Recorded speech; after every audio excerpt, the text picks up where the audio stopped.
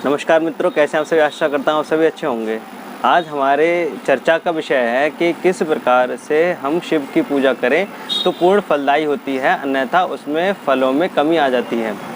मित्रों, 3 वस्तुएं शिव के समक्ष जाते समय अनिवार्य हैं।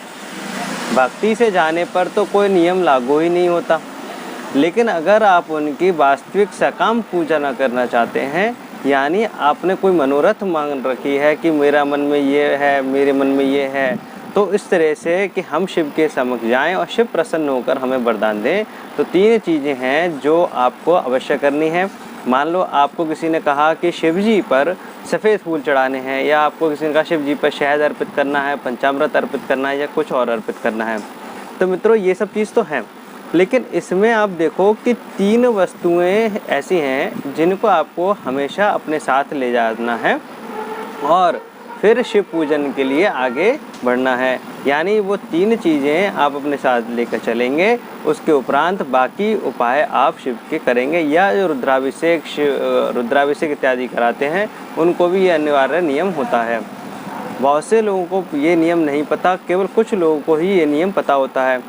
इस नियम का वर्णन महाशिव पुराण में वर्णित है। महाशिव पुराण में प्रथम संहिता के अंतर्गत ही इस बात का उल्लेख आपको मिलता है। आप शिव पुराण उठाइए, स्वयं प्रथम संहिता को पढ़िए, उसमें शिव पूजन की विधि लिखी है और उसमें 3 चीज़ों की अनिवार्यता बताई गई है। वो 3 वस्तुएं मैं आपको बताता हूँ। सर्वप्रथम है गले में रुद्राक्ष की माला।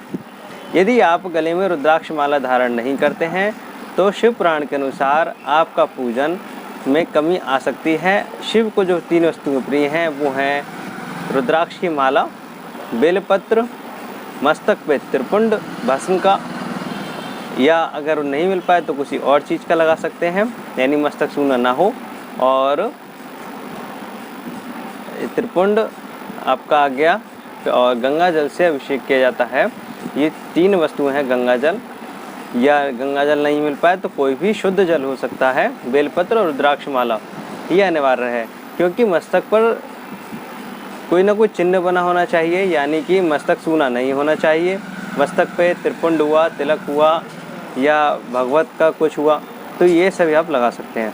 तो हमने समझा कि हमारे सर माथे पर सर्वप्रथम जब शिवालय जाएंगे तो सबसे पहले अपने गले में रुद्राक्ष माला डाल के जाएंगे और हाथ में बेलपत्र और जल ये अनिवार्य रूप से लेकर जाएंगे।